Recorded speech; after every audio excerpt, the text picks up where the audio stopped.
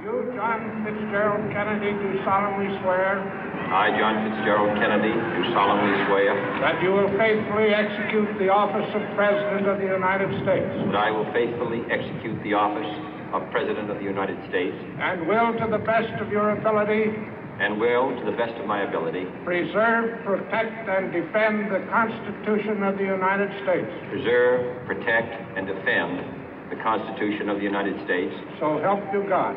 So help me God.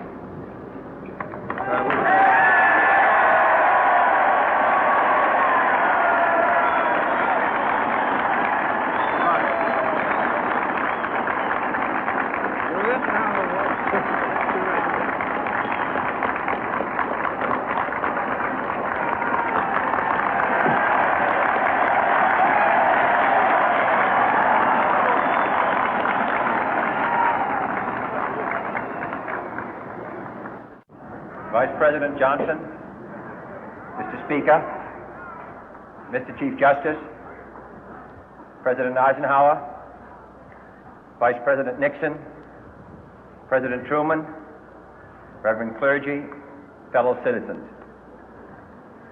We observe today not a victory of party, but a celebration of freedom, symbolizing an end as well as a beginning, signifying renewal as well as change. For I have sworn before you and Almighty God the same solemn oath our forebears prescribed nearly a century and 3/4 ago. The world is very different now, for man holds in his mortal hands the power to abolish all forms of human poverty and all forms of human life. And yet the same revolutionary beliefs for which our forebears fought are still at issue around the globe. The belief that the rights of man come not from the generosity of the state, but from the hand of God. We dare not forget today that we are the heirs of that first revolution. Let the word go forth from this time and place to friend and foe alike that the torch has been passed to a new generation of Americans born in this century, tempered by war, disciplined by a hard and bitter peace, proud of our ancient heritage, and unwilling to witness or permit the slow undoing of those human rights to which this nation has always been committed and to which we are committed today at home and around the world.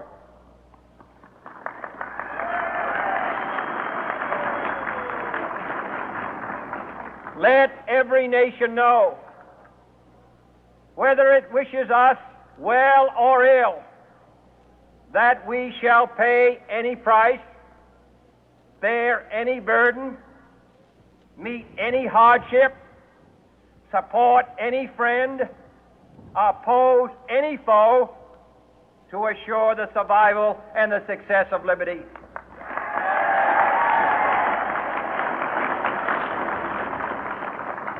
This much we pledge and more. To those old allies whose cultural and spiritual origins we share, we pledge the loyalty of faithful friends. United, there is little we cannot do in a host of cooperative ventures. Divided, there is little we can do, for we dare not meet a powerful challenge at odds and split asunder. To those new states whom we welcome to the ranks of the free, we pledge our word that one form of colonial control shall not have passed away, merely to be replaced by a far more iron tyranny. We shall not always expect to find them supporting our view, but we shall always hope to find them strongly supporting their own freedom, and to remember that in the past, those who foolishly sought power by riding the back of the tiger ended up inside.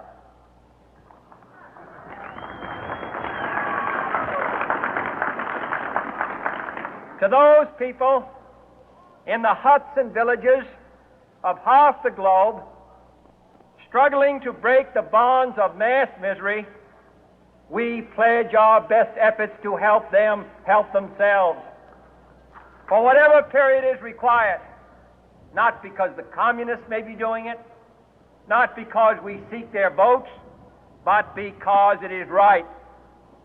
If a free society cannot help the many who are poor, it cannot save the few who are rich.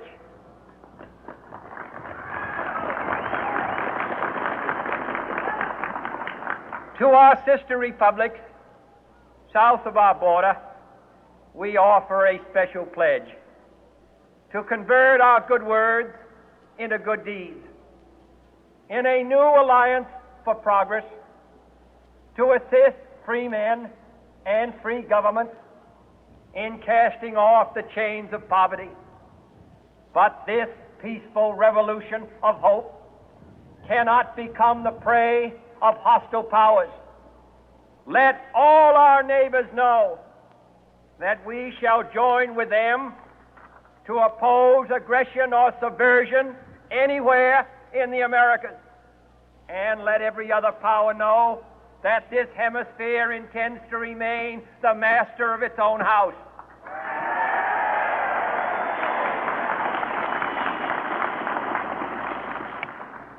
To that World Assembly of Sovereign States, the United Nations, our last best hope, in an age where the instruments of war have far outpaced the instruments of peace, we renew our pledge of support to prevent it from becoming merely a forum for invective, to strengthen its shield of the new and the weak, and to enlarge the area in which its writ may run. Finally, to those nations who would make themselves our adversary, we offer not a pledge, but a request that both sides begin anew the quest for peace. Before the dark powers of destruction, unleashed by science, engulf all humanity in planned or accidental self-destruction, we dare not tempt them with weakness, for only when our arms are sufficient beyond doubt can we be certain beyond doubt that they will never be employed. But neither can two great and powerful groups of nations take comfort from our present course, both sides overburdened by the cost of modern weapons, both rightly alarmed by the steady spread of the deadly atom, yet both racing to alter that uncertain balance of terror that stays the hand of mankind's final war. So let us begin anew, remembering on both sides that civility is not a sign of weakness, and sincerity is always subject to proof. Let us never negotiate out of fear, but let us never fear to negotiate.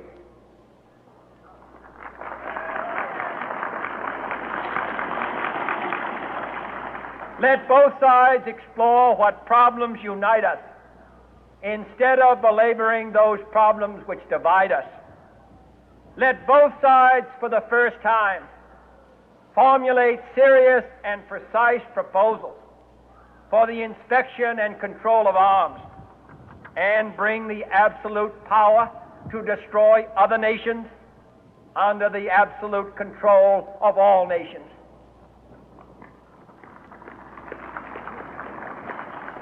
Let both sides seek to invoke the wonders of science instead of its terrors. Together, let us explore the stars, conquer the deserts, eradicate disease, tap the ocean depth, and encourage the arts and commerce.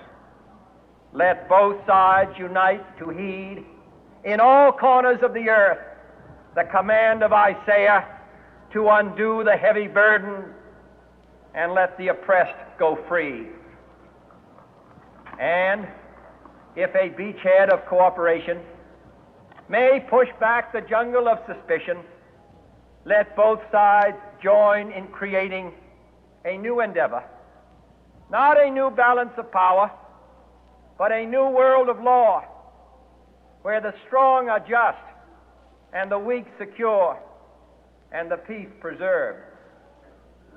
All this will not be finished in the first 100 days, nor will it be finished in the first 1,000 days, nor in the life of this administration, nor even perhaps in our lifetime on this planet. But let us begin.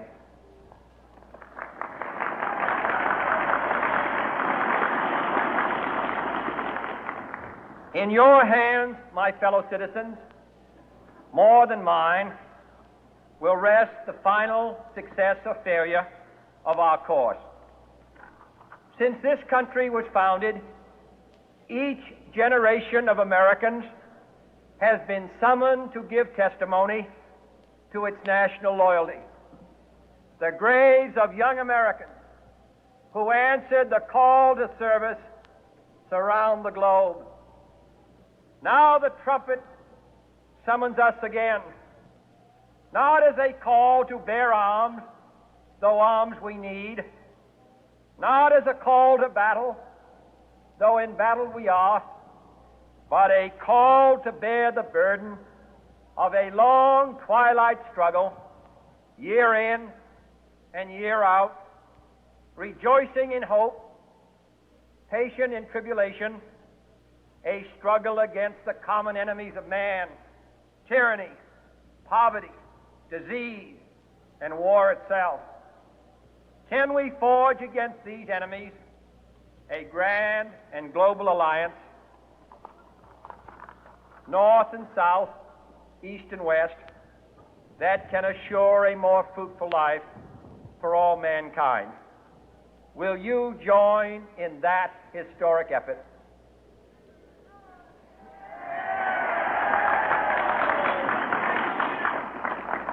In the long history of the world, only a few generations have been granted the role of defending freedom in its hour of maximum danger. I do not shrink from this responsibility. I welcome it.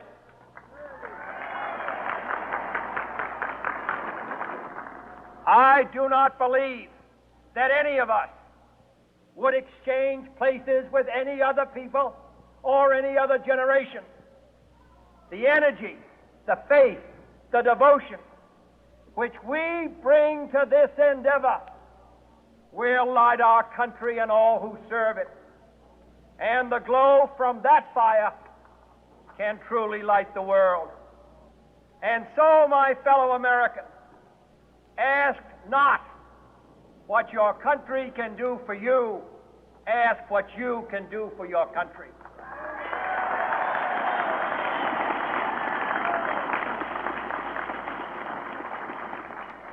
My fellow citizens of the world, ask not what America will do for you, but what together we can do for the freedom of man.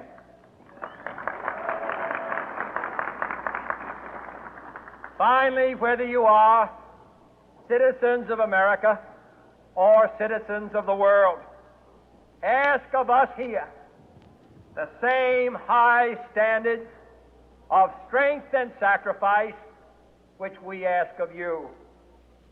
With a good conscience, our only sure reward, with history the final judge of our deeds, let us go forth to lead the land we love, asking His blessing and His help, but knowing that here on earth God's work must truly be our own.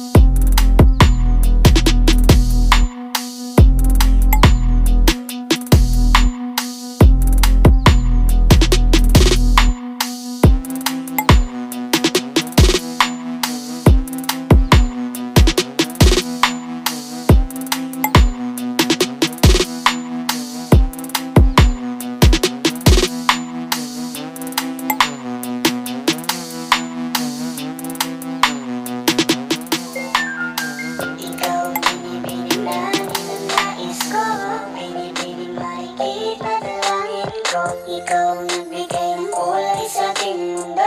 Sana ay panghabang buhay na ito. Kukumpleto lang ang araw kapag ika'y aking natatanaw. At ilang beses na akong dumadalaw sa loob ng bahay ngayong araw. Lagi-laging may liwanag sa paligid mo.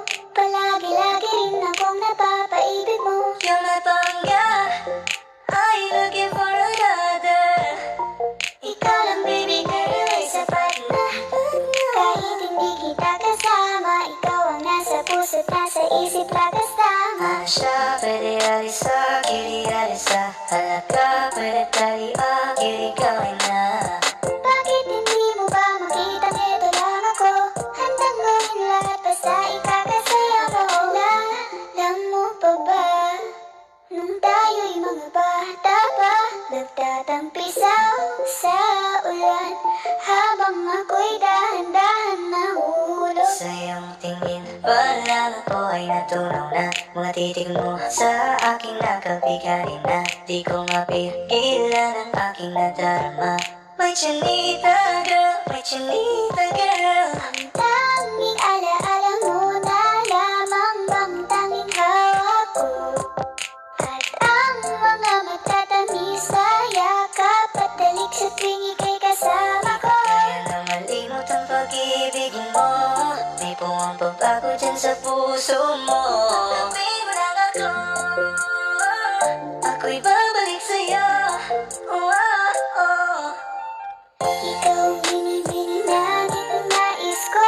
Binibining marikit na dalangin ko. Ikaw ang nagbigay ng kulay sa aking mundo. Sana ay panghabang buhay na ito. Ikaw ang binibining langit ang nais ko. Binibining marikit at dalangin ko. Ikaw ang nagbigay ng kulay sa aking mundo. Sana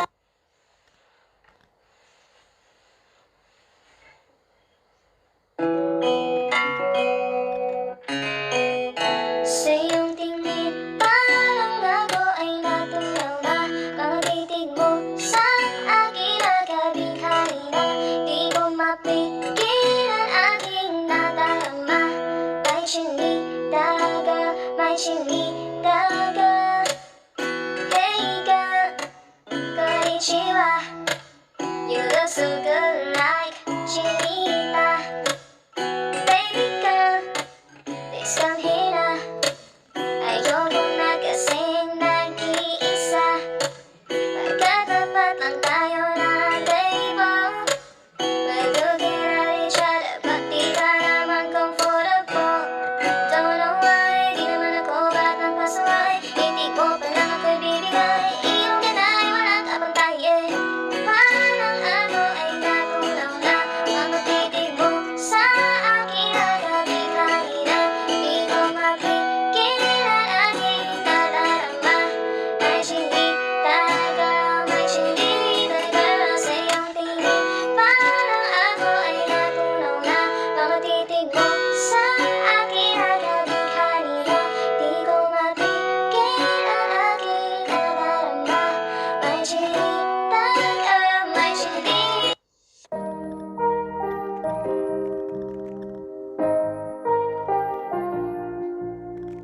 I love the way she makes me smile, she makes me smirk. It gives me chills, it makes me blush, it keeps me wet. And I can see her winning the Miss Universe. And if heaven does exist, it will most probably look like her, yeah. May babae ako nakitang kay ganda. Yung mga mata niya ay bibihagin ka. Pag tumingin ka sa kanya ay matik na. Parang pinanaka ni Cupido, sapul ka. Cause I lose myself around you, girl, you got some kind of way. There's just something about you, girl, that makes me wanna stay. Kung ako na nga ang papipiliin, panalo ka na matik, pwede mo ba kong alipin? Ikaw lamang ang laging nasa panaginip ko. Ayoko nang itigil to. Araw-araw kitang aalagaan, laging sasabihin sa'yo na ikaw lamang. Don't stay away for too long, don't go to bed. I'll make a cup of coffee for your head. I'll get you up and going out of bed. Can I be honest? Pag-isip sa umaga di walang galaw. Ikaw yung tanging nasa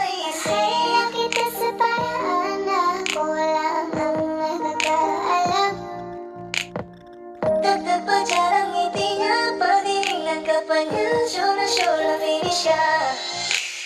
I love the way she makes me smile, she makes me smirk. It gives me chills, it makes me blush, it gives me birth.